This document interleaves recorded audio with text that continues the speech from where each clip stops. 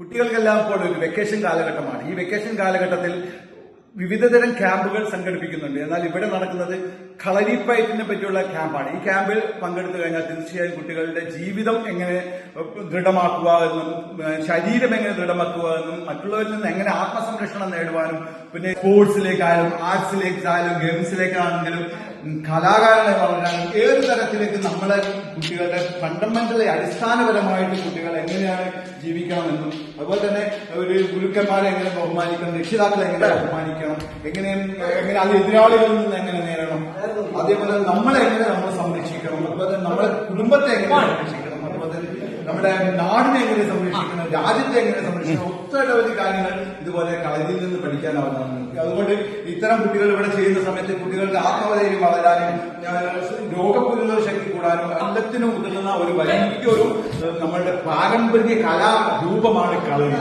അപ്പൊ കുട്ടികളെല്ലാവരും നിങ്ങളുടെ വീടിന്റെ അടുത്തുള്ള കളരിയിൽ പറഞ്ഞയക്കുക.